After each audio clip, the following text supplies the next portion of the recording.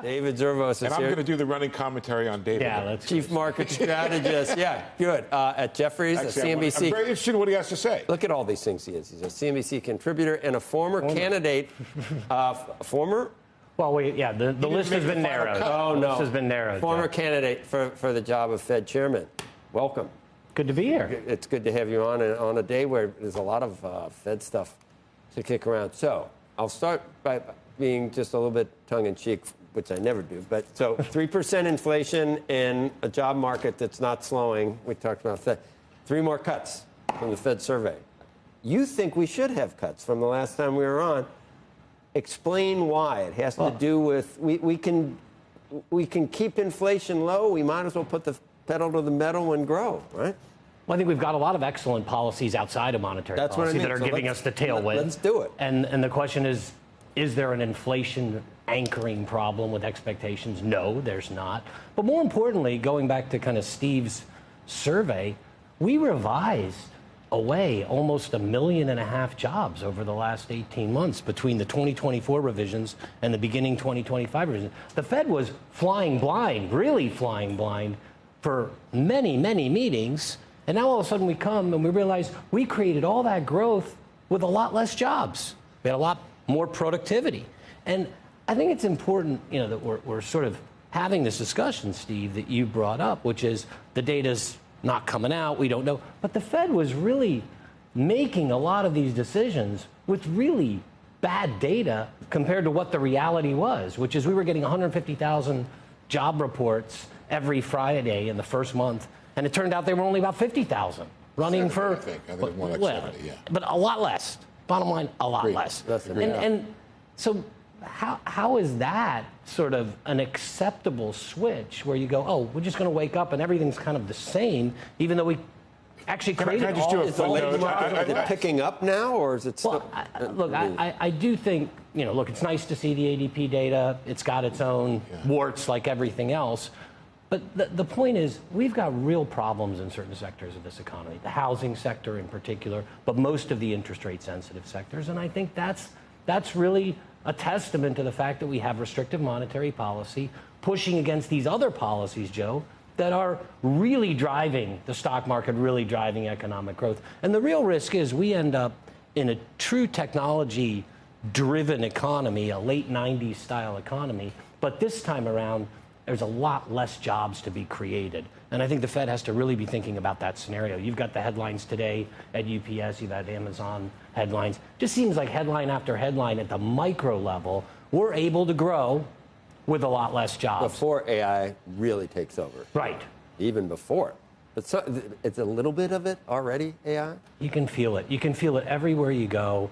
And I think you have to benchmark to a possibility. I don't think it's the main probability, but a possibility that we're going to have a world of 3+% growth with 5% unemployment. And that's a real risk. That's a real risk that there's some people out there talking about much more. So, David, I want to know if the Fed should lean against that. But the first thing I want to say is what you said is a perfect explanation of half of my survey respondents. The others point out, which you did not mention, the inflation running above target. And I would just point out to your other thing, we did not do much in the unemployment rate going up in that period of time that job growth was much weaker. So to the extent the Fed was focused on that, it probably was making more or less the right call here. But let me just ask you that question. Do you just ignore the inflation side? And I get what you said on the other thing. It makes perfect sense. What about the inflation side? I think on the inflation side, what I focus mostly on is the anchoring of inflation expectations. That's really the goal. The short term is not the goal. The goal is that we've had stable long-term interest rates. They're coming down. We have the survey data, which is politicized, unfortunately, which has really been quite contained after some big jolts up. And then the tips market. The tips market is telling you, basically long-term expectations have not budged. Even when we were at 9% inflation, they didn't budge, the long-term.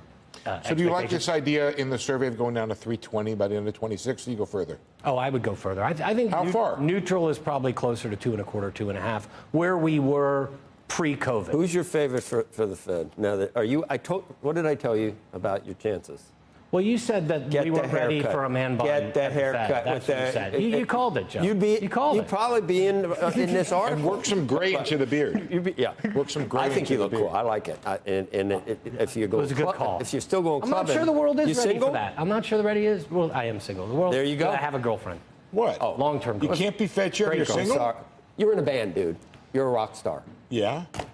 No, I'm just. No, I wish I had his hair for my we're gig. on a different. I'll answer Who do your you question. like? Who do I you actually want? think- Who do you think would be best? I think I was honored to be Out of among the the- 11 out of these candidates. 5. I think the last 5 are all excellent choices. You think They'll Besson have is different- still in the mix? It says at the He very said this end. morning. You hear what he said this morning? I did in Japan. The president on our air. At the very- He goes, I wanted Bessent to have the job. And then he's also No, he saying said, I'm he's lying. still not totally out of it. He's not. They He's said. not. Okay, so what I've been told is that Bessent may not want the job, but if the president tells him to take it, Yeah. he's doing it.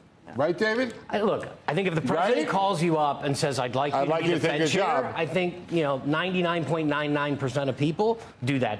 There's very few that don't. So you think? But who do you like of the candidates? You didn't answer the question. Look, I think the odds Is he not market answering seems it? to favor Kevin Hassett, who's fantastic, and he's been with the president for a very long time.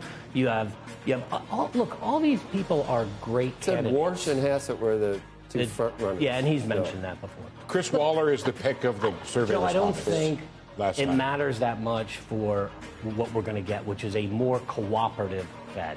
A Fed that cooperates with this administration and doesn't get caught up in the politics of, am I enabling this president or not enabling this president? I think- And that is a home run for the markets.